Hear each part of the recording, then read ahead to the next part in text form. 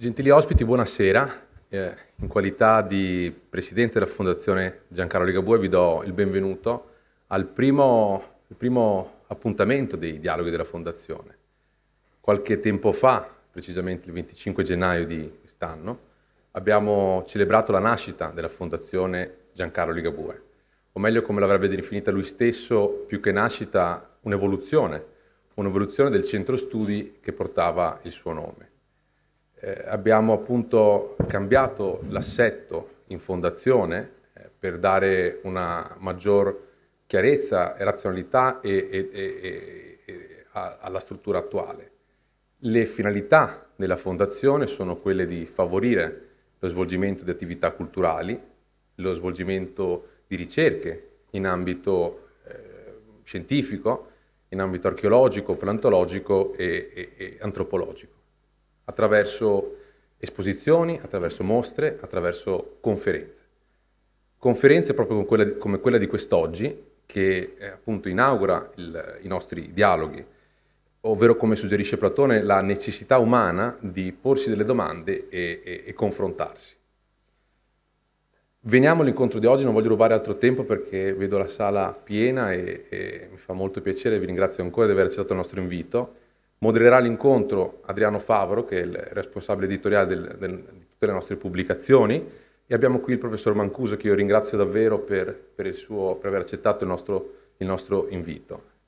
Io ho incrociato il professor Mancuso qualche tempo fa a Turisma, la rassegna del turismo archeologico, dove teneva una conferenza, e devo dire che mi ha colpito ed affascinato. E sono sicuro che questa sera saranno le vostre stesse emozioni. Per cui io vi ringrazio ancora di aver accettato l'invito e vi auguro un buon ascolto. Grazie.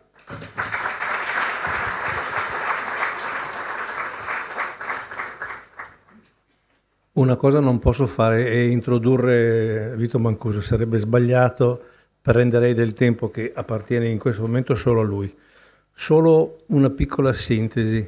Abbiamo conosciuto alcune persone, uno è Panikkar, che ci hanno riempito, credo, alcuni angoli di visione della vita straordinari. Grandi filosofi e uomini dotati di una semplicità e di uno spirito incredibile. Vito Mancuso l'ho conosciuto anch'io molto tempo fa, quando pubblicò uno dei suoi primi libri, fortunatissimi, rarissimo per un paese dove non esiste il dibattito teologico inteso nel senso scientifico classico come esiste in tante altre parti del mondo, e si chiamava Il destino dell'anima. E non è stato sempre facile leggere tutto perché i suoi libri sono densi, hanno bisogno dei tempi, devono depositarsi nelle nostre anime, nelle nostre coscienze. È un uomo, è un teologo che si interroga su alcune cose, qualche volta sono anche un po', come dire, ruvide, spigolose, come lo devono essere tutti quelli che vanno in cerca della verità, con umiltà, pazienza, ma anche con coraggio. E Mancuso è così. Per esempio, dice in questo libro, come negli altri, con le varie forme, le varie angolazioni, perché il cristianesimo contemporaneo non è riuscito a dare risposte forti, importanti, significative, da noi accolte, sul male e sulla libertà. Come mai tutti si dicono cristiani e poi capitano altre cose nel nostro mondo?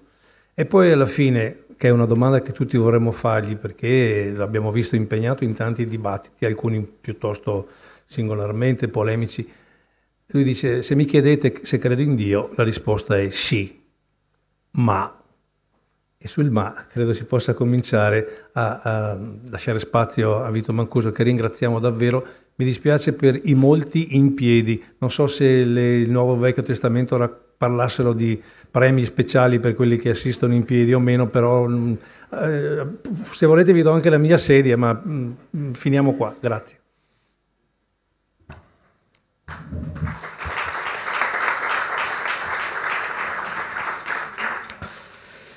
Buonasera a tutti e grazie profondamente della vostra presenza, del vostro tempo. Vorrei sapere solo se va bene così la distanza del microfono, così ecco.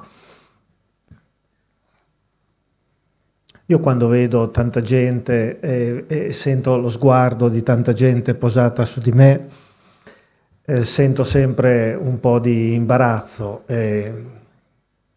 E quindi chiedo scusa se mi vedete imbarazzato magari un po', ma non riesco ad abituarmi sempre a questa attenzione. A volte è un peso e va bene. Io come procederò questa sera? Procederò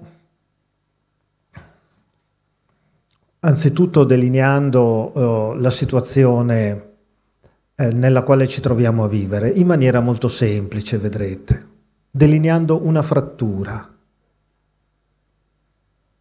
Noi ci troviamo a vivere in un momento di decadenza spirituale e non c'è bisogno secondo me, di argomentare granché la cosa, e questo sarà il primo momento.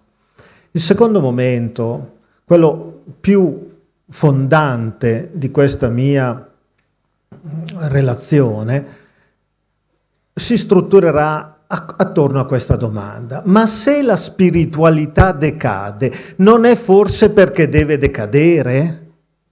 All'apparir del vero, tu misera cadesti, scrisse il poeta Leopardi a Silvia. E allora forse non siamo di fronte al redde rationem di questo fenomeno che chiamiamo religione e più ampiamente spiritualità? Forse non è giunto il momento di prendere congedo da tutto questo e di essere finalmente solo uomini, senza alcuno sguardo che ci porti al di là, senza i cieli dipinti dal tiepolo, senza niente di tutto ciò, di essere felici della nostra immanenza? Allora, il punto sarà: quando diciamo religione, quando diciamo spiritualità, a prescindere ancora prima dalla questione di Dio, che cosa diciamo dicendo Dio, poi se volete pure questo lo affronteremo, ma prima ancora io mi chiedo, quando diciamo spiritualità e religione, perché la spiritualità e religione si può riempire di un solo Dio, di più dei, di un Dio maschile, di un Dio femminile, di una divinità personale, di una divinità impersonale, di un Dharma, di un Tao. Quindi prima ancora che parlare del divino, nelle sue varie... quando diciamo religione, quando diciamo spiritualità, quale fenomeno reale, concreto andiamo a toccare con il nostro linguaggio? Se le nostre parole non toccano le cose, sono parole vuote, flatus vocis. Occorre, diceva, sapete cosa rispose Confucio al discepolo che gli chiese: Maestro, se il celeste imperatore ti desse il comando sul celeste impero, tu per prima cosa faresti? Tra l'altro è una bella domanda da porre anche a noi, nessuno mai ci darà il comando sul celeste impero, però è importante, come dire, per capire la nostra piccola filosofia politica, no? Ciascuno di noi, essendo un cittadino, ha una filosofia politica. Allora, la prima legge, avete il potere assoluto, la prima cosa, avete la bacchetta magica di fare, la prima cosa, cosa fareste? È una bella domanda, si potrebbe passare una serata piacevolmente con gli amici a discutere di questo. Beh, insomma, la risposta di Confucio fu la seguente: rettificherei i termini. Cioè si tratta di rendere retta la linea tra le nostre parole e le cose che le nostre parole vanno a descrivere. Vogliono nominare, le nostre parole vogliono nominare delle cose. E allora quando tu parli, quando tu dici A piuttosto che B, che cosa intendi con A e che cosa intendi con C? Qual è il fenomeno concreto che sta dietro le tue parole, dietro le tue idee, dietro le tue ideali? O c'è questa riconduzione delle parole, dei concetti, delle dottrine, delle liturgie, dei riti, delle formule alle cose concrete, o c'è questo oppure non c'è autenticità e il pensiero decade. Io sono convinto che dietro la decadenza della religione contemporanea ci sia proprio questa difficoltà di legare la trascendenza alla immanenza, di legare lo spirito alla materia. La materia è, come dice il nome, perché vedete, io sono convinto di una cosa, che le parole non mentono. Le frasi sì, le frasi degli uomini possono mentire e siamo circondati, siamo immersi, ma noi stessi nella nostra mente siamo immersi di frasi che mentono, ma le parole loro singolarmente prese, i singoli termini non mentono. Non mentono perché i termini sono da dove vengono le parole? Le parole vengono dalla pressione che la vita genera sulla nostra mente. Hai pressione della vita, impressioni che la vita genera, potrei proprio dire sulla mente, sul cuore. Quando poi hai la possibilità, giunge una specie animale, giunge ad avere la possibilità di dire, di riesprimere la pressione che la vita ha generato sul proprio sentire, sul proprio patire, ecco che hai le espressioni. Pressione, impressioni, espressioni. E allora hai appunto le parole che non mentono. E perché ho fatto tutto questo discorso? Per dire che la materia è stata chiamata così dalla mente dei nostri padri, probabilmente non a caso, per la sua anzi sicuramente non a caso, per la sua connessione con madre, la grande madre. Come le grandi madri, le dee, le grandi madri con questo petto ampio al quale senti che ti devi abbracciare perché da lì vieni. Ecco, la grande madre è la materia. No, si tratta di rendere onore, onorare il padre e la madre, certo, onorare il padre e la madre, onorare la vita. La religione questo dovrebbe essere, questo nella sua verità, onorare la madre, onorare il padre. Che prima ancora che la madre e il padre, i nostri genitori del sangue e della carne, esiste una maternità, una paternità del mondo.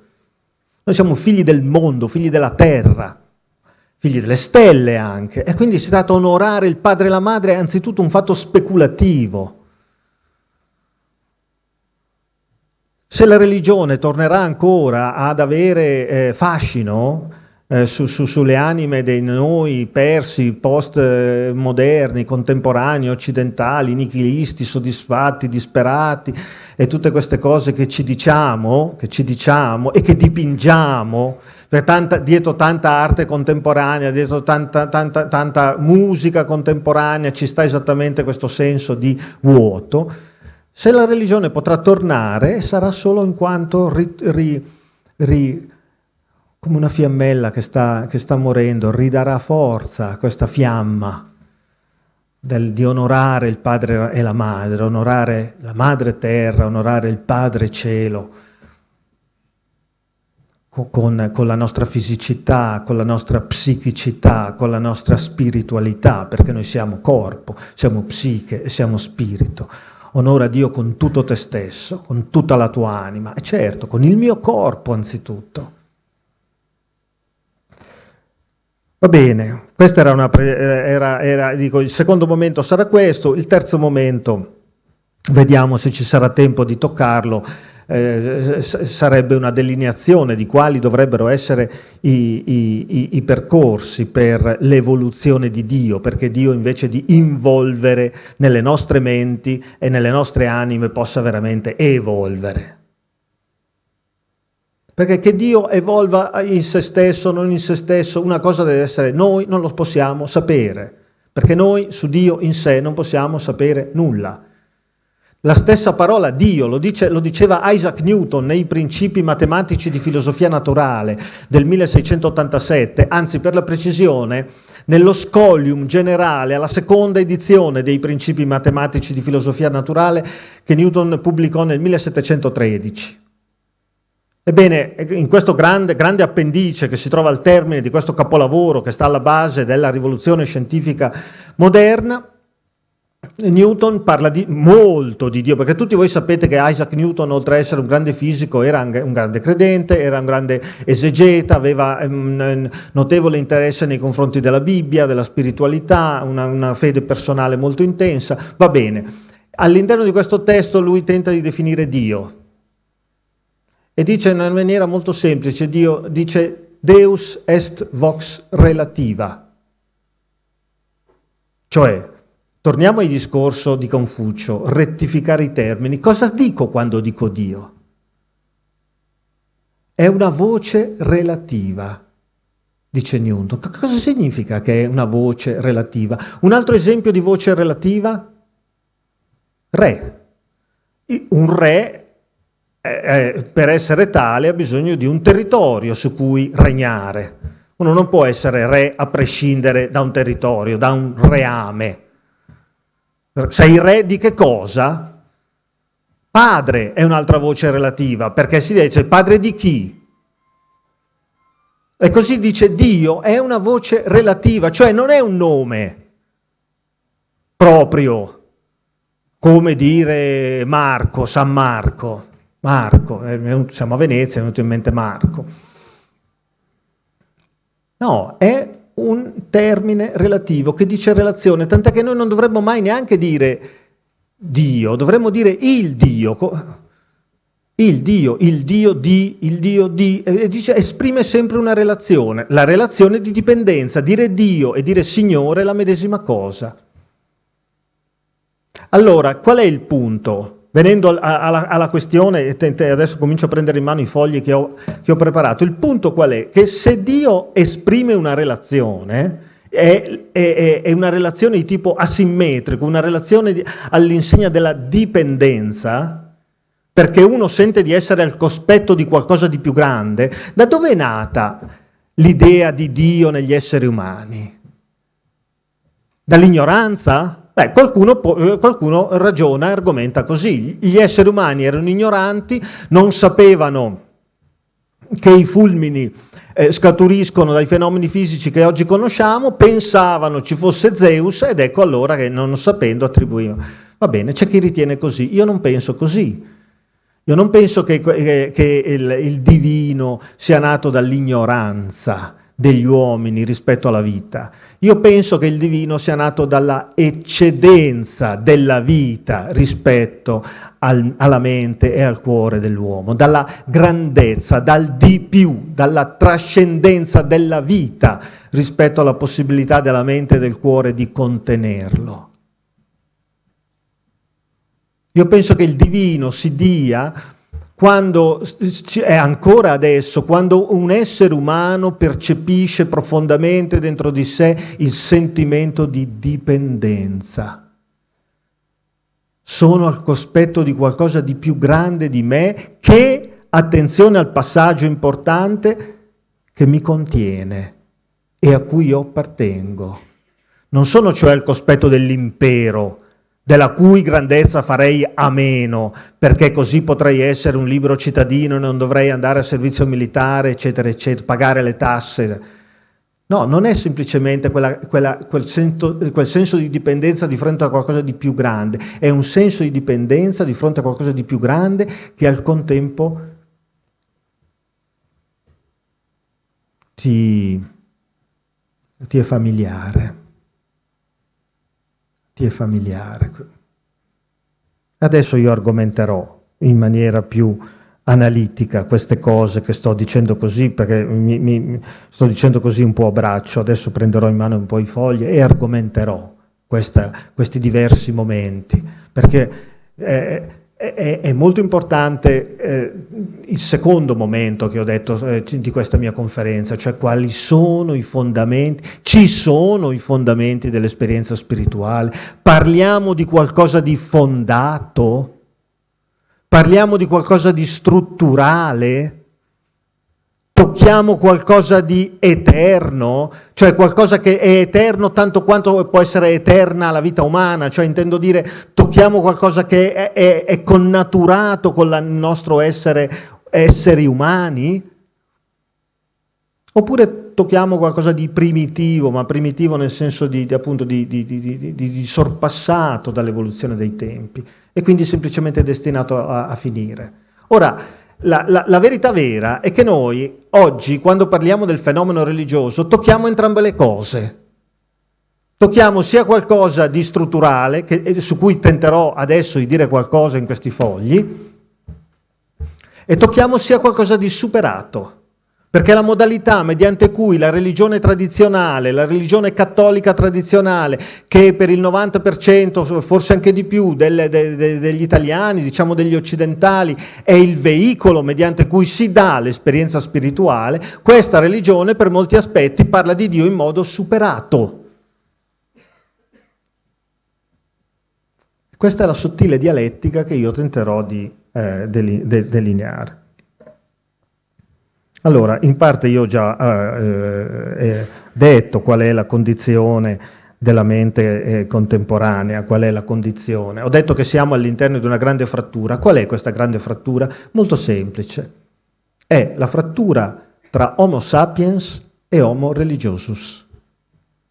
Questa è la frattura dentro cui noi siamo ed è qualcosa tutto sommato di nuovo, di inedito cronologicamente, perché questa frattura ha cominciato piano piano a delinearsi all'inizio dell'epoca moderna, diciamo fine 500, inizio 600, ma riguardava poche persone. Poi via via si è approfondita e comincia a riguardare masse sempre più ampie degli occidentali. In altri ambiti del pianeta le cose sono diverse, ma in Occidente le cose sono così. Cioè, da sempre Homo sapiens è stato Homo religiosus. Oggi Homo sapiens non è più, per molti aspetti, per moltissimi aspetti, Homo religiosus. Anzi, si ritiene che tanto più si possa esercitare la sapienza, la scienza, la conoscenza, insomma, tanto più si possa onorare la nostra umanità, ciò che ci distingue in quanto esseri viventi da tutte le altre specie viventi, quanto più si prendono le distanze dalla religio. Tra sapienza e religio si è creata una frattura che è destinata a diventare sempre più ampia. E non basterà, secondo me, neanche l'azione meritoria di Papa Francesco a rendere questa frattura, perché il problema non è semplicemente solo etico, non è semplicemente solo religioso in senso stretto, è un vero e proprio problema filosofico-teologico. Si tratta di riscrivere profondamente la modalità mediante cui si pensa al divino per sanare questa frattura, perché non è una malattia. Questa frattura è un'evoluzione, l'evoluzione di Dio, si intitola la mia conferenza. Certo, è qualcosa che ti dice vai avanti, cioè non è un'infezione cattiva da scacciare, è qualcosa che ti segnala che c'è uno stadio che devi abbandonare.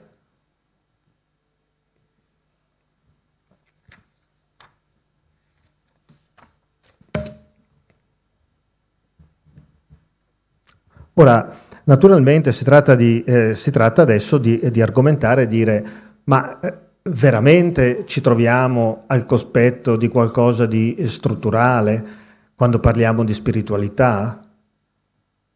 Oppure, come ho già detto, in realtà la spiritualità, la religione segnala uno stadio primitivo dell'umanità, per cui prendere congedo da questo significa semplicemente finalmente evolvere. Qui naturalmente entrano in campo le diverse filosofie, le diverse concezioni della vita. Se vi parlasse un'altra persona argomenterebbe dicendo sì, è proprio così. È proprio così. La religione è qualcosa di primitivo, è qualcosa che appartiene a una fase tutto sommato fanciullesca dell'umanità, poi si diventa grandi e si abbandona a questo modo di vedere, queste favole, questi miti. Io non penso così e quindi ho l'onere, no? L'onere di argomentare e dire quali sono allora gli argomenti, o meglio ancora, non si tratta di esporre argomenti definitivi che distruggono la posizione contraria, perché qui su questo terreno in cui ci si muove non c'è da parte di nessuno la possibilità di trovare l'argomento definitivo per sbaragliare il campo avversario. Qui si tratta di fare un lavoro non sugli argomenti dell'avversario, sugli argomenti degli altri. Qui si tratta di fare un lavoro su di sé. Sto dicendo, quello che io posso fare e che farò adesso è dire, io, parlo proprio di me, io sono una persona che ritiene di vivere un'esperienza spirituale. Ebbene, che cosa vivo? Quali sono i punti cardinali su cui la mia esperienza spirituale si basa? Ora, se fosse solamente la mia, in quanto mia personale, la cosa interesserebbe ben pochi, forse nessuno, tranne mia moglie che è seduta qui in prima fila, per il resto non...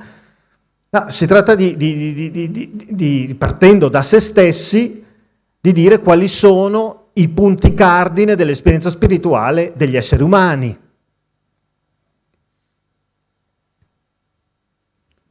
Va bene, io li vado enucleando ed esponendo mediante 4 termini che enucleo, adesso che vi dico quali sono questi 4 termini e che poi esprimerò. Io penso che in chiunque viva l'esperienza spirituale, quindi può darsi che in questa sala oltre a me qualcun altro ci sia, ma io sono sicuro che in questa sala qualcuno oltre a me ha non dico la sicurezza, ma insomma non dico neanche la fierezza, non so quale termine in questo momento mi viene, ma insomma l'onestà di riconoscere a se stesso e agli altri, sì, io ho dei momenti in cui vivo l'esperienza spirituale, io sono un uomo, sono un essere umano, sono un uomo, sono una donna che ha cara questa prospettiva, che non la vuole abbandonare, che l'ha esercitata e che continua a esercitarla, che vuole continuare, sono una persona che vuole avere una spiritualità. Sono altresì sicuro che in questa sala ci sono persone che invece non intendono tutto ciò e allora si tratta o che l'hanno avuta una spiritualità, una religione che non l'hanno più, oppure ci possono essere in questa sala persone che hanno una religione senza avere una precisa spiritualità, oppure ci possono essere persone che hanno una spiritualità senza avere una religione. Farò degli esempi adesso di persone che hanno una dimensione spirituale senza avere una religione concreta mediante cui esercitarla, mediante cui praticarla, perché sentono di non volersi negare a nessuna religione istituita, tradizionale, e tuttavia di non voler rinunciare alla dimensione spirituale. Insomma, di sicuro in questa sala così piena, in questo momento viene rappresentata quella che è uno spaccato della nostra società. Ebbene, allora, che cosa guadagna chi dice di avere un'esperienza spirituale? Che cosa perde chi rinuncia all'esperienza spirituale? Naturalmente metto queste domande dal punto di vista di chi ritiene che la spiritualità sia un guadagno, ma è il mio.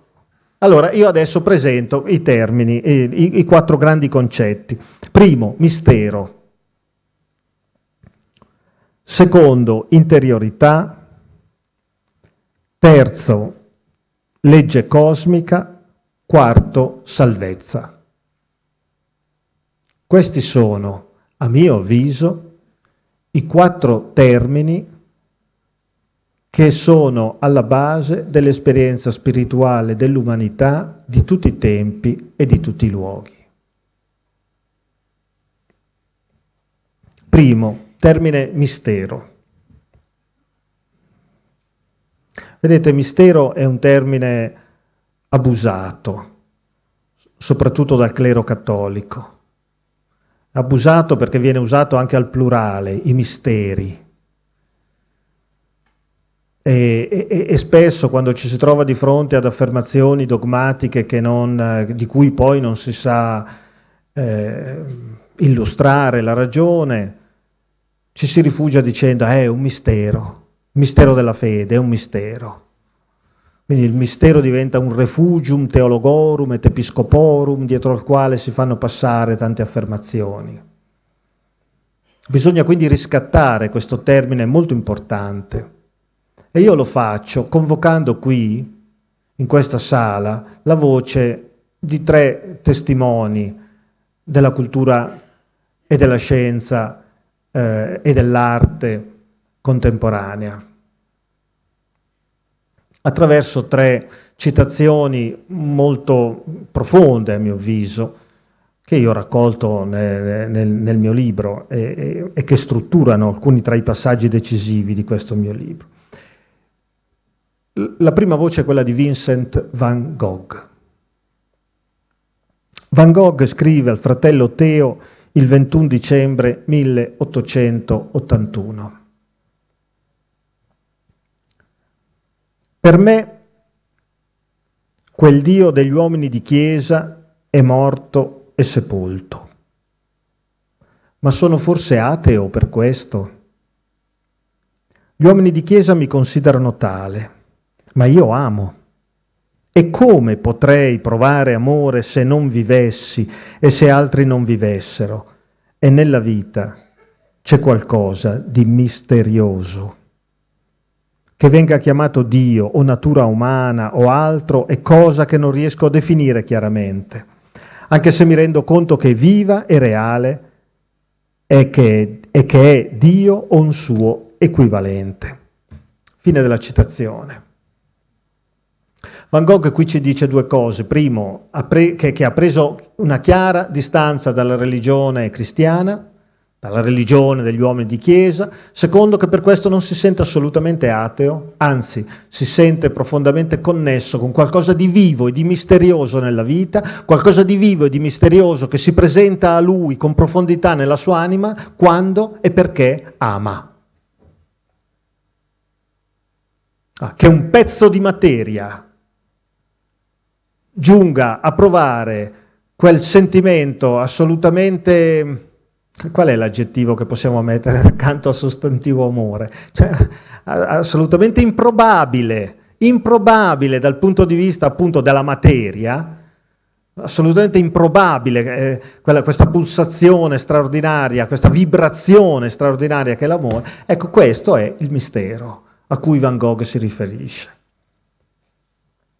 Qualcosa di vivo e di reale.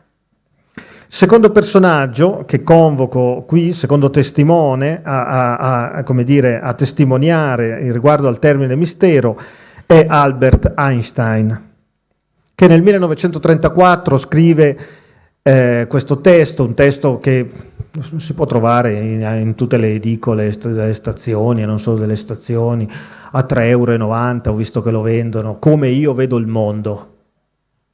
Ebbene, all'interno di questo testo di Einstein si legge la seguente frase.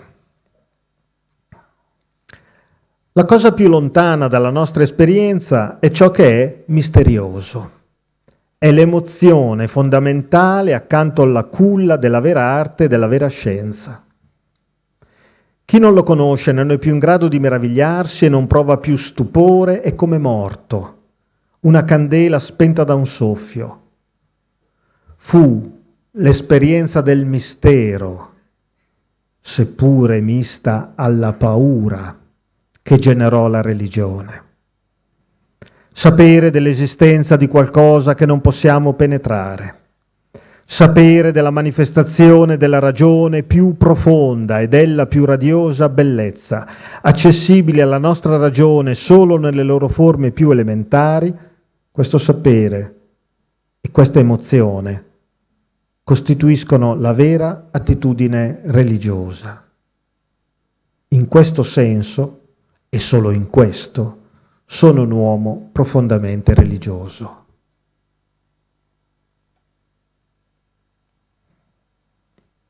La terza persona che cito, tutti voi la conoscete, l'avete conosciuta, parlo di uno dei padri del pensiero laico del nostro paese, oltre che grande filosofo fu anche nominato senatore a vita, parlo di Norberto Bobbio, che nella sua lunga vita si definì spesso lontano dalla fede.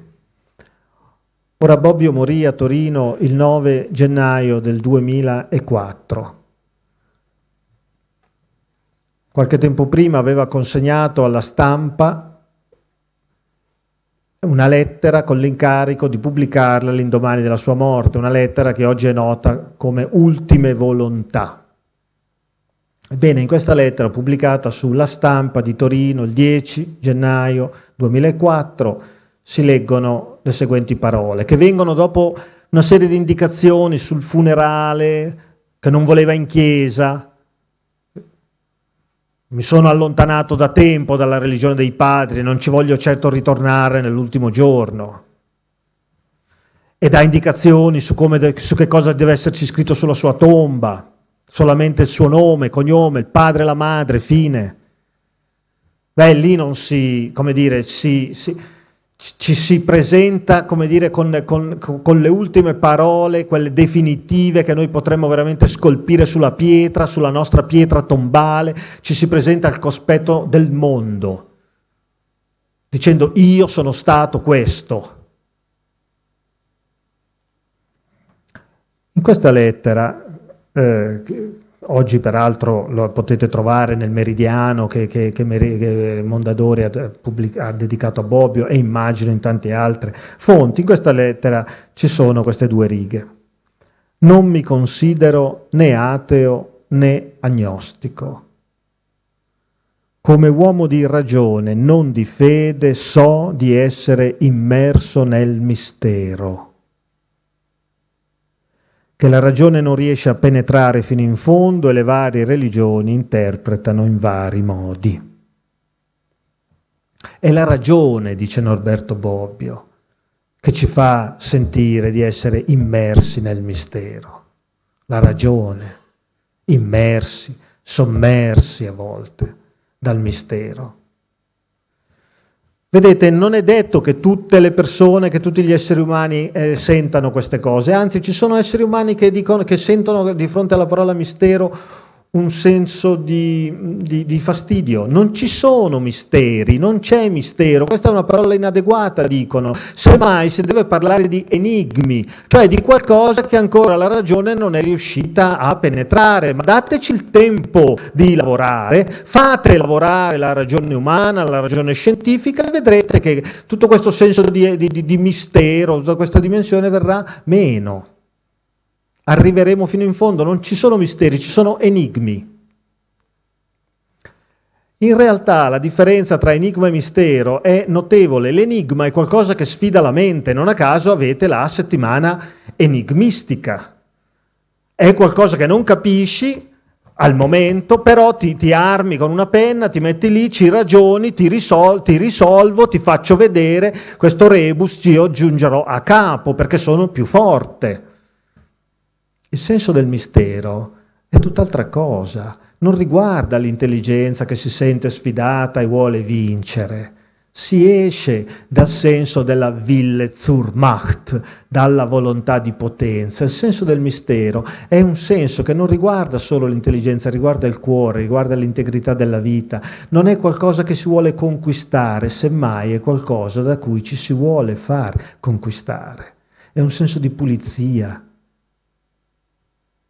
È un senso di essere compresi, non di comprendere. Compresi, ma nel senso proprio più fisico del termine, presi con, abbracciati. Tant'è che mistero viene dal verbo myo, che significa chiudere di occhi e di bocca, come quando sei a casa, finalmente, o come quando sei tra le braccia della persona che ami, o come quando eri bambino ed eri tra le braccia di tuo padre e di tua madre. Myo, chiudi gli occhi, le labbra, sei a casa, sei arrivato, sei al sicuro. Capite la differenza radicale tra l'enigma che devi risolvere e il mistero nel quale devi vivere? abbandonarti con tutta la profondità di noi stessi. Bene, naturalmente dicevo, questa cosa uno la può sentire e un altro non la può sentire. Chi vive un'esperienza spirituale non può prescindere da questa prima grande categoria concettuale, da questa prima grande modalità di sentire la vita, perché è un fatto di sentimento, di vibrazione di fronte alla musica della vita. Questa è la base. Nella vita c'è qualcosa di misterioso che non devo capire, ma da cui mi devo far capire. Capire proprio nel senso capio, faccio così e alzo il bicchiere, non perché voglio brindare con l'acqua, ma perché capio, capere, vuol dire contenere. Il bicchiere è capiente. In questo momento sta contenendo l'acqua, la capisce, la carpisce, la contiene. Capio, capere in latino, appunto, poi ha generato capire, ma anzitutto è il verbo che dice prendere, afferrare, conquistare. Tant'è che captum, il participio passato, da qui poi genera captivus, che vuol dire non cattivo, ma vuol dire prigioniero. La cattività degli animali è la prigionia degli animali. Allora, al fondo del senso del mistero c'è la volontà di essere capiti, non tanto di diventare prigionieri, ma di diventare familiari, questo sì. Va bene, questo è il primo punto. Il secondo punto, interiorità.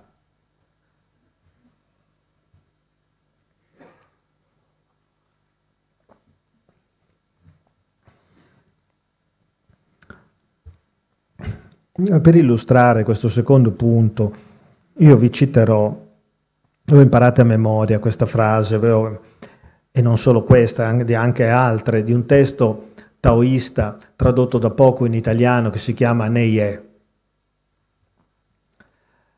tradotto tra l'altro da una veneziana che si chiama Amina Crisma e che oggi insegna, dopo aver insegnato per tanto tempo qui nella vostra università, adesso insegna all'Università di Bologna. È una cara amica. Lei è la traduttrice, la curatrice in modo esemplare di questo testo formidabile, Neie, che significa lavoro interiore. Lavoro interiore. Io non lo so se voi siete d'accordo o no sul fatto che dobbiamo fare anche un lavoro interiore, oltre al lavoro esteriore, se oltre a fare la doccia ai nostri corpi, dobbiamo anche fare la doccia alla nostra anima, la pulizia alla nostra anima. Io penso di sì.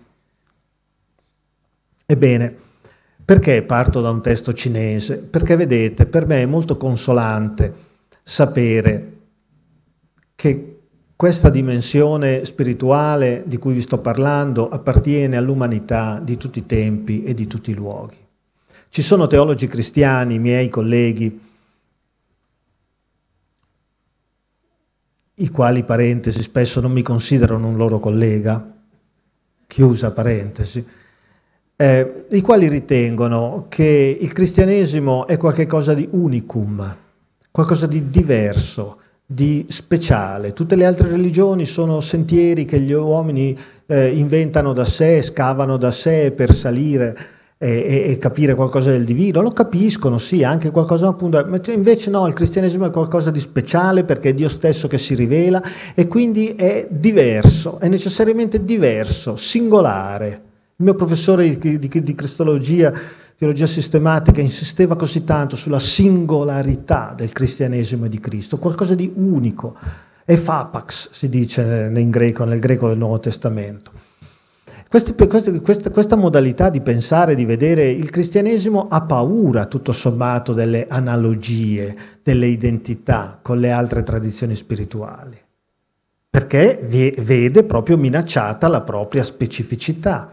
Al contrario, io ritengo che il trovare analogie, a volte vere e proprie identità tra il cristianesimo e le altre religioni sia estremamente consolante. Anzi, ritengo che oggi al cospetto del nichilismo, al cospetto della grande critica, questa sia l'unica strada per far sì che il sentimento religioso possa ritrovare salde fondamenta nella coscienza contemporanea. Quindi per me è una gioia. Io ricordo ancora la commozione fino alle lacrime, non vorrei cadere nel sentimentalismo, ma che mi capitò così. Quando, dietro consiglio di Simone Weil, nel senso che non che mi aveva dato un consiglio personale, ma ovviamente, ma leggendo i libri di Simone Weil, lei parlava del libro dei morti dell'antico Egitto, e allora andai a leggermi il libro dei morti dell'antico Egitto. Quando arrivai al capitolo 125, io, cristiano, che avevo in mente il capitolo 25 di Matteo, che molti di voi ricorderanno, la famosa parabola del giudizio universale: venite benedetti dal Padre mio, perché avevo fame mi avete dato da mangiare, avevo sete mi avete dato da bere, ero nudo mi avete vestito, ma quando mai abbiamo fatto queste cose, Signore? Ogni volta che avete fatto queste cose a uno dei più piccoli avete fatto a me. E poi naturalmente andate via maledetti nel fuoco eterno preparato per voi, perché avevo fame e non, avevo sete e non, va bene. Avendo in mente queste cose che ho ascoltato fin da bambino, mi sono imbattuto nel capitolo 125 del libro dei morti dell'antico Egitto, che dice: ho onorato Dio con ciò che egli ama, ho dato da mangiare all'affamato, ho dato da bere all'assetato, ho vestito che era nudo, ho dato una barca a chi non l'aveva. Non sono le stesse parole, a parte la barca, che per l'antico Egitto il Nilo aveva più o meno la stessa importanza che ha qui per Venezia, mentre nella Palestina, nel Giordano, si può anche tranquillamente fare a meno della barca. Non le stesse parole, pronunciate 1500 anni prima di Cristo. Che cosa sono? Una minaccia per il cristianesimo o un potentissimo pilastro su cui anche il cristianesimo si può appoggiare? E dipende dalla teologia che avete nella vostra mente, dalla spiritualità che avete. Se avete una spiritualità esclusivista, particolarista, oppure invece universale. Dipende. Comunque, fatta questa premessa, è per questo che io guardo con attenzione agli altri testi, vi leggo cosa dice il Neje, capitolo 14. Dice così: dentro il cuore un altro cuore racchiudi. Dentro il cuore un altro cuore è presente. Questo cuore, dentro il cuore, è pensiero che precede le parole.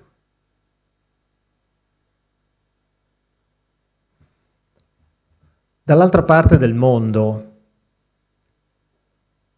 cioè nel Mediterraneo, 8 secoli dopo il Neje, quindi nel IV secolo dopo Cristo, Agostino di Ippona, nel De Vera Religione, capitolo 39, scrive: Noli foras ire, in te ipsum redi, in interiore homine habitat veritas. Ho visto che molti facevano così mentre parlavo, che capivano benissimo il latino. Per quei pochi che non hanno capito il latino, mi permetto di tradurlo: non uscire fuori di te, rientra dentro te stesso, la verità abita nell'uomo interiore. Quello che diceva l'anonimo autore del Neje è la medesima cosa che scrive Agostino di Ippona, uno dei, è inutile ribadirlo, uno dei teologi più importanti alla base del cristianesimo, con il quale peraltro io ho un rapporto dialettico, perché il primo Agostino, l'Agostino neoplatonico, lo sento molto vicino, un vero e proprio maestro. Il secondo Agostino, il tardo Agostino, lo sento invece come un nemico contro cui combattere, ma questa è una questione mia personale e della mia elaborazione teologica. Ebbene, l'interiorità vuol dire che in chi vive l'esperienza spirituale c'è questa dimensione profonda, cioè io sono corpo, certamente sono corpo, io sono psiche, certamente sono psiche, ho il mio carattere, il mio temperamento, la mia psiche, ma c'è qualcosa ancora di più profondo dentro di me. Dentro il cuore un altro cuore è presente.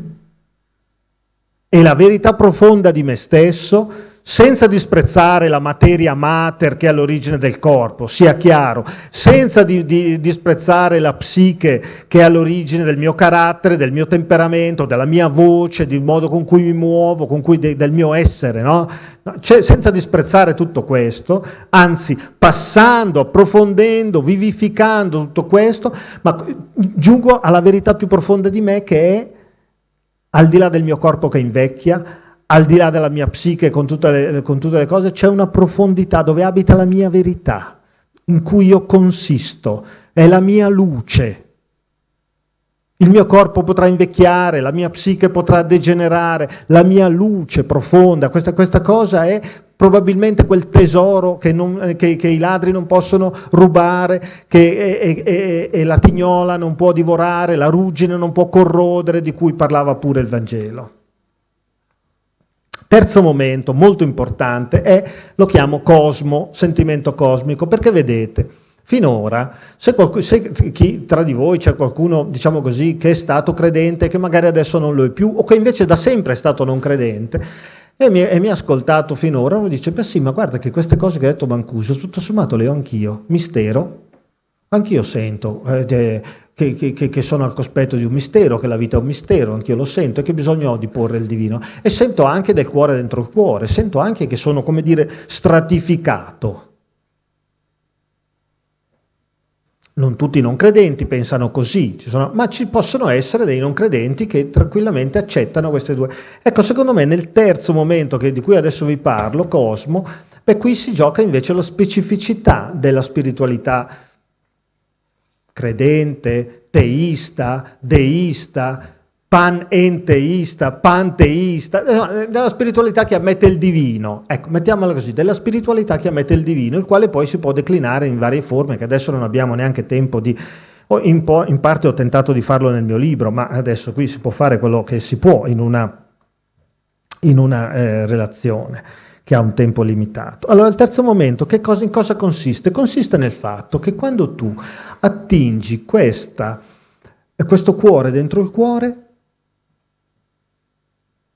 senti che stai toccando qualcosa che non ha più solo a che fare con la tua esperienza personale, anzi non ha più neanche a che fare con te, ma a che fare col mondo. Senti che stai toccando la medesima legge che è all'origine del mondo, la legge cosmica. Senti che quando scendi dentro di te, nella tua profondità, in quell'uomo interiore, al contempo ti dilati.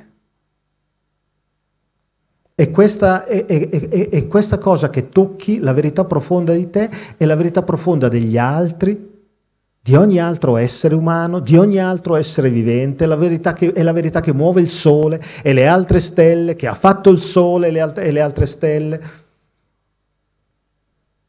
È quello che l'induismo dice quando pone l'analogia tra Atman e Brahman. Atman è il mio respiro, la mia anima. Atman, tra l'altro, questo ha un'assonanza incredibile col verbo tedesco atmen, che significa respirare. Quindi l'anima è l'anima, è il mio respiro, ma il mio respiro non è il mio respiro appena, è il respiro del mondo. È il respiro del mondo. La mia anima non è la mia anima a livello di questa profondità, quando supero la mia psiche con tutti i suoi torbidi, ma anche non solo torbidi, insomma la sua dimensione magmatica, e giungo qui, è l'anima del mondo. E qui i greci parlavano di logos, i buddisti di dharma, i taoisti di Tao, gli antichi egizi di Mat, gli ebrei di Chokhmah, no, la sapienza creatrice, di cui parlano i libri biblici, i libri dei proverbi e altri libri della sapienza.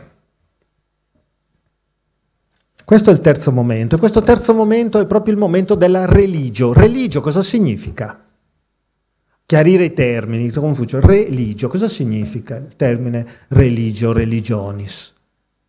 Significa legame, perché hai re, che è il prefisso latino che rafforza, e poi hai il verbo ligio, cioè il verbo, l'altra parte del sostantivo ligio, che rimanda alla radice LG, e questa radice LG è la radice che dice legame, come si capisce anche nell'italiano, che non fa altro che riprendere, continuare questo legame.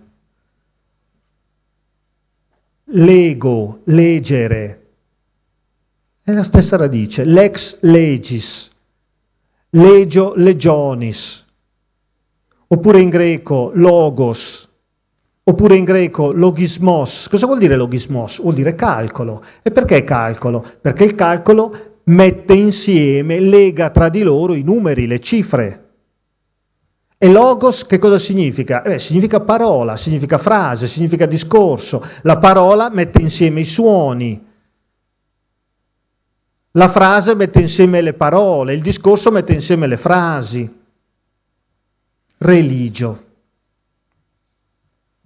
Quindi si ha un senso proprio di collegamento, un collegamento così intenso che nel linguaggio religioso si chiama comunione. Comunione. E ci si sente in comunione con gli altri esseri umani, che vengono chiamati, che si sente fratelli, in comunione con gli altri esseri viventi, i grandi spirituali, hanno nei confronti degli animali, nei confronti delle piante, un senso di fratellanza. Avrà parlato al lupo San Francesco d'Assisi, avrà parlato agli uccelli San Francesco d'Assisi. Se si leggono tra l'altro altre le vite del Buddha, si vede che anche lì c'è la stessa cosa. L'avrà fatto, non l'avrà fatto? Quello che è certo, che tra questi testi vogliono veicolare, è questo senso di comunione con tutte le forme viventi. Ed è da qui anche che tra l'altro scaturisce una certa maniera di alimentarci, una volontà di rispetto della vita per tutti i viventi, per tutte le forme di vita. Unificazione, comunione. E comunione naturalmente anche col mondo in quanto tale, che viene sentito come casa, come dimora, e ci si sente a casa. E il mistico, che cos'è la mistica? La mistica è proprio il senso di unione. Non sono le visioni che si vedono, quello è un mistico, vede, questi sono i visionari, è tutt'altra cosa. La mistica, che ha lo stesso radice di mistero, mistica, mistero, myo sempre, dice questo senso profondo di comunione, senso profondo di unità. Quando voi pensate a mistica, se posso darvi un consiglio, togliete dalla mente l'idea di mistico, visioni, vocine, cose del genere, e pensate invece al senso profondo di unità. Mistica uguale unità, unificazione, essere uno.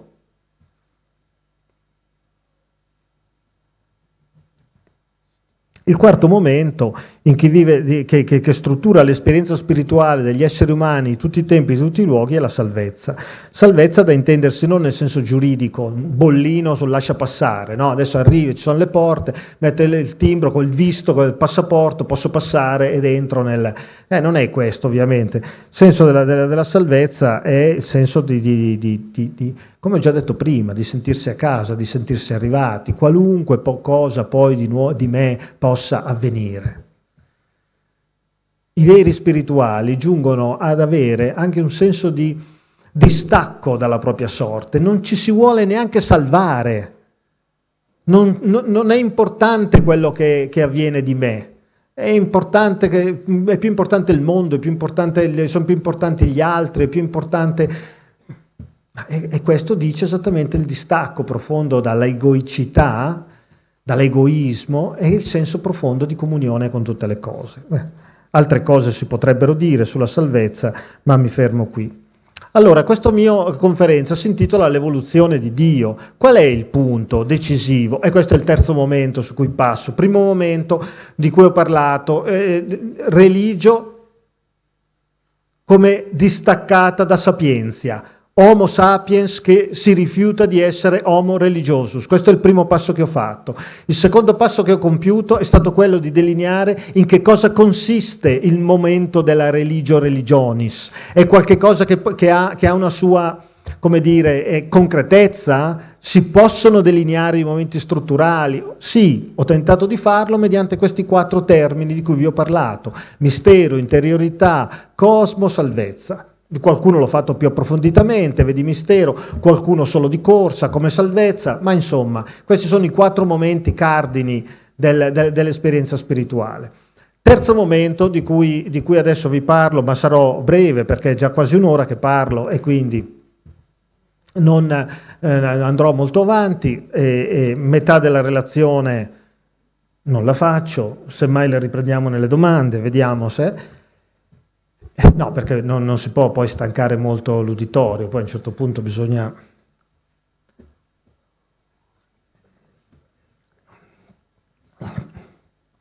far respirare la mente. E il terzo momento, dicevo, è quello della critica, perché come dicevo, io sono convinto, guardate, che se è nata questa frattura tra sapienza e religione non è perché il mondo è cattivo, perché il mondo è diventato egoista e queste cose, no. È perché l'evoluzione a cui la mente è stata per fortuna soggetta, sia a livello scientifico, sia a livello etico, sia a livello giuridico, ma pensate insomma all'evoluzione per lo più in positivo. Noi ci lamentiamo del nostro tempo, ne vediamo tanti limiti e va bene, ma chi di voi vorrebbe vivere 100 anni fa? Non lo so, chi di voi vorrebbe vivere nel 700, nel 600? Beh, magari per voi veneziani la cosa è un po' diversa, e quindi devo dire che per voi le cose forse sono un po' diverse rispetto al resto del mondo.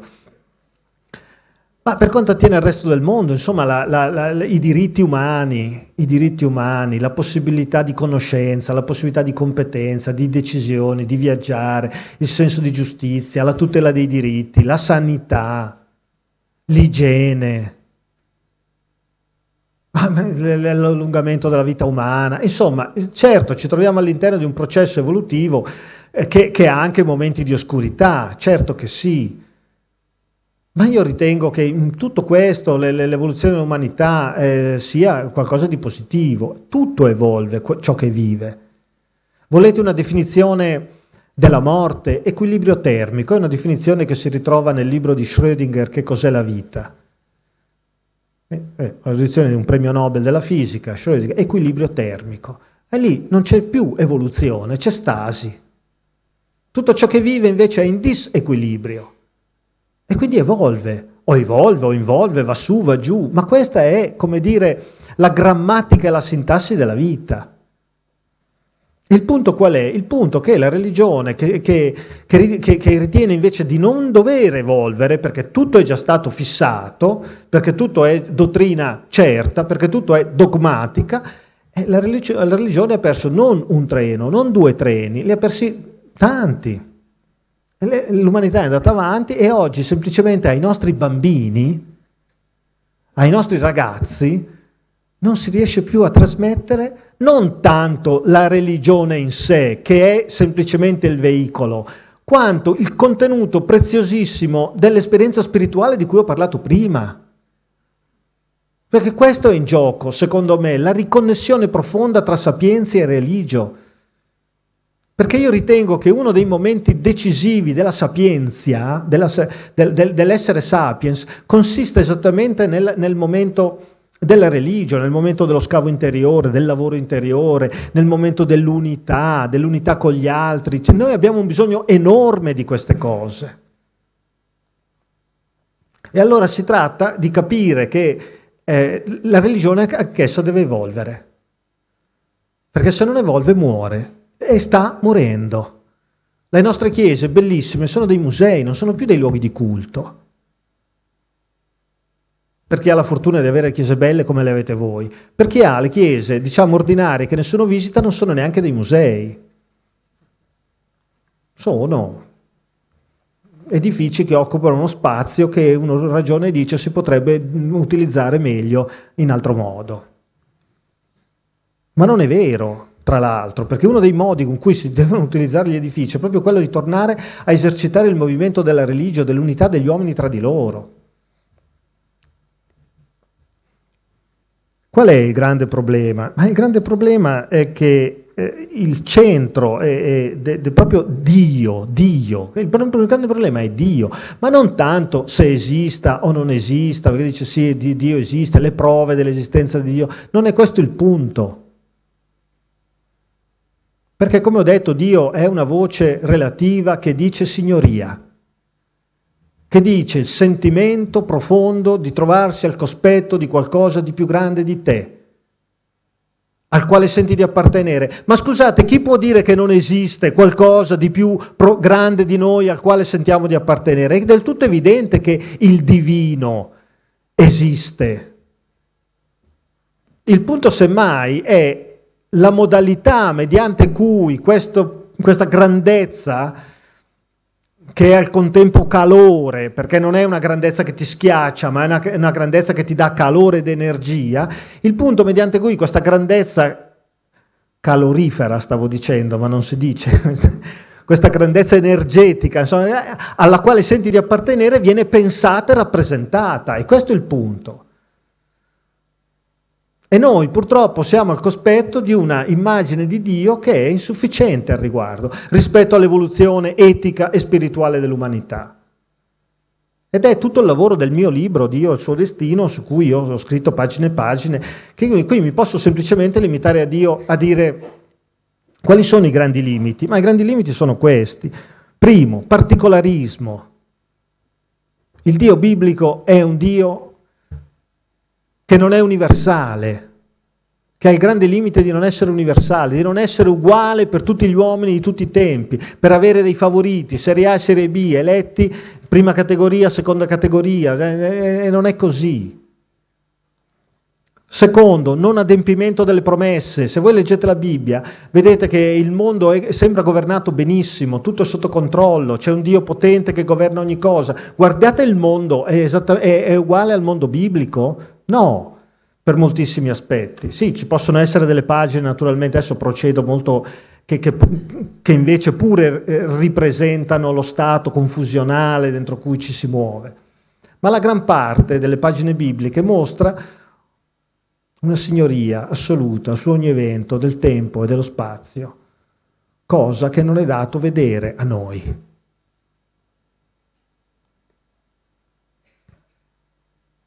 Terzo elemento che bisogna superare è l'antropomorfismo, un antropomorfismo maschilista,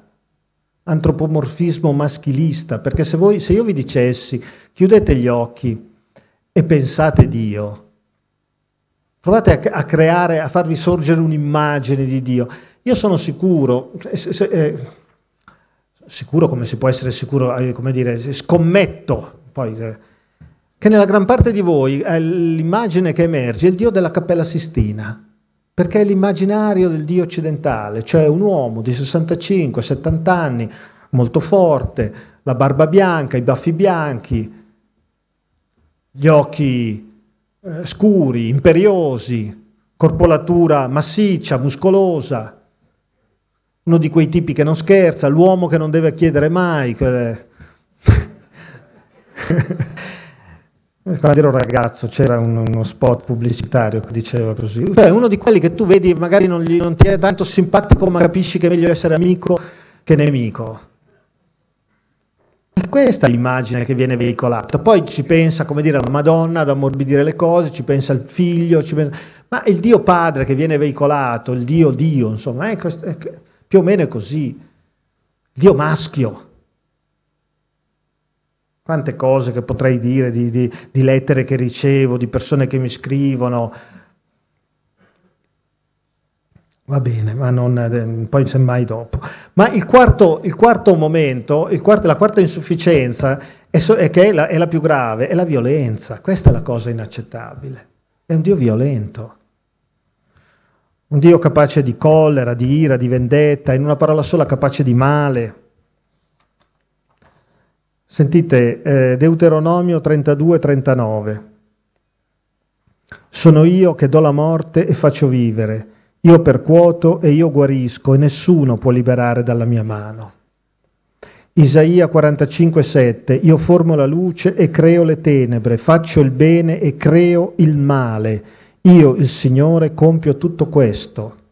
Ora, Qual è? E chiudo. L'idea che viene veicolata da questi versetti e da migliaia di altri, sto esagerando dicendo migliaia, e da molti altri che si potrebbero convocare qui, è molto semplice: la potenza, l'onnipotenza. Faccio quello che voglio. Quello che emerge da qui con molta forza è la Wille zur Macht, la volontà di potenza, una volontà di potenza che giunge a essere al di là del bene e del male, perché dice: io faccio il bene, faccio il male, faccio quello che mi pare, non sono legato all'etica, non devo rendere conto a nessuno. Ma capite il paradosso incredibile in cui ci muoviamo? Io ho citato volontà di potenza al di là del bene e del male. Io penso che in tutte le vostre menti sia risuonato subito un nome preciso, il nome di Nietzsche. Colui che voleva maledire il cristianesimo e l'esperienza spirituale nel nome appunto della forza, non fa altro poi che esprimere nel suo fondo quella che è l'essenza profonda e ultima del Dio biblico, così come viene presentato, che è l'onnipotenza e la forza. E se l'umanità occidentale ha sentito che deve prendere congedo da questo Dio, non è perché l'umanità è cattiva. Io penso che per la gran parte sia per una grandissima esigenza di etica, che dietro molto cosiddetto ateismo ci sia un'esigenza di etica, di giustizia, di chiarezza, ma di chiarezza non solo e non tanto logica, ma lo ripeto, anzitutto etica spirituale. Il Nuovo Testamento a tre volte dice Dio è. E poi usa 3 sostantivi per dare sostanza a questa affermazione. Dio è. Allora, Dio è luce, Dio è amore, Dio è spirito. Quando Dante volle descrivere Dio, ne parlò dicendo luce intellettual piena d'amore. Paradiso 30-40. Sono i 3 termini neotestamentari: luce, phos, pneuma, spirito, amore, agape. Quindi non si tratta di creare un'altra religione, si tratta di diventare finalmente fedeli al centro pulsante della rivelazione biblica neotestamentaria, di essere coerenti con tutto questo. La coerenza più profonda di tutto questo si dà mediante l'idea della Trinità. Se la teologia cristiana è giunta a formulare l'idea della Trinità, è per esprimere non il paradigma della onnipotenza e della potenza che viene mediato dalla categoria di sostanza, ma è per esprimere l'idea dell'amore e della giustizia che viene mediato dalla categoria di relazione. Tutti noi siamo figli del pensiero aristotelico, che pone al primo punto la categoria di sostanza, cioè io esisto come individuo e poi mi relaziono. E più sono potente, più la mia relazione con gli altri, col mondo, sarà all'insegno della potenza. E siccome Dio anzitutto è in se stesso perfetto a prescindere dal mondo, non potrà che avere nei confronti del mondo una relazione all'insegno della potenza e dell'onnipotenza, un vero e proprio grande dittatore. Questa è l'immagine che viene veicolata dal Dio della Sistina, da tantissime altre immagini catechistiche, concettuali, dogmatiche, eccetera. Ed è per questo che noi non capiamo la Trinità. È per questo che la Trinità rimane completamente un qualcosa di oscuro, un qualcosa che non si capisce, e moltissimi cristiani non sanno come giustificare la propria fede quando devono, per esempio, rispondere ai musulmani o agli ebrei che dicono: ma tu in che senso chiedi la Trinità? In realtà sei triteista, sei un politeista, hai abbandonato il monoteismo. In realtà si tratta di capire che certamente la sostanza divina è unica, ma è una sostanza divina abitata da subito da un movimento relazionale, da un dinamismo relazionale. Le persone divine non sono tre persone che esistono l'una indipendente dalle altre, perché se voi pensate così, che c'è il Padre che esiste del tutto a prescindere dal Figlio, e poi c'è lo Spirito che esiste del tutto indipendente dal Padre e dal Figlio, voi siete triteisti. In realtà le persone, diceva già Tommaso d'Aquino, sono relazioni sussistenti. Ora, qualunque cosa dica questa concettualità, non vorrei che adesso in questo momento sto chiudendo, i cervelli fumano, io mi sto mettendo in un argomento fumoso. Quello che viene veicolato da questa concettualità è il primato della relazione. Se una cosa esiste, esiste perché è in rete, perché è in relazione. Questa cosa che dice la mia religione, la religione di mio padre, di mio nonno, la religione dei miei padri, la vostra religione, che l'abbracciate o no, ma insomma la religione su cui anche questa città si è fondata. Quello che è al centro di questa religione, la Trinità, Trinitas, è la stessa cosa che dice oggi la fisica contemporanea. Cioè che non ci sono elementi primi, esistono solo sistemi. Se io vi dicessi nominatemi un elemento primo che non è un sistema, voi non potreste dire nulla. L'aria che in questo momento respiriamo è un sistema. Azoto 78%, ossigeno 21%, argon 0,7 e qualcosa. L'acqua è un sistema. Ma lo stesso idrogeno e l'ossigeno che formano l'acqua sono un sistema. Il nucleo, col protone, il neutrone, l'elettrone, e il protone e i neutroni sono un sistema a loro volta, perché ci sono i quark, e i quark naturalmente non sono gli elementi primi nel senso dei mattoncini originali, perché lì c'è il dualismo onda-particella, per cui sei al cospetto di qualcosa che non puoi afferrare e dire ecco questa è una sostanza, nel senso di qualcosa che sta. No, lì hai a che fare con una dimensione dell'essere che è molto più vicina all'onda, alla vibrazione originaria, che non appunto al mattone. Se però i mattoni ci sono, è grazie al fatto che qualcosa vibrando si unisce ad altre cose, danza insieme, danzano insieme, si relazionano e formano enti, ma questi enti sono sistemi. Questa idea che oggi la fisica ci consegna, cioè che al principio c'è la relazione, è la medesima idea che viene specificata all'inizio del quarto Vangelo quando dice enarcheno logos, laddove questo logos è da tradurre, come ho detto prima, LG, logos, relatio, in principio la relazione, ed è veicolata, non so quanto consapevolmente, ma di sicuro è veicolata dalla teologia trinitaria, che dice che il divino stesso è un sistema. Cioè la teologia trinitaria è il pensamento dell'origine dell'essere, da cui l'essere viene, verso cui l'essere va, all'insegna del sistema. Internet, network, chiamatelo come volete, ma questo è il punto. Quindi, e chiudo veramente, la cosa che a me emoziona è il fatto che io, volendo rendere la mia religione attuale, volendola rendere universale e prendendo pure di petto molte eresie, perché su molte cose io in realtà riesco, non vorrei sembrare supponente nel dire questo, ma riesco a rendere ragione profonda del centro stesso della mia religione. E con questo spero di onorarla e spero, come dire, di far sì che quell'esperienza spirituale di cui ho parlato possa continuare a essere fonte di fascino e di energia vitale per il nostro mondo. Vi ringrazio moltissimo della vostra preziosa attenzione.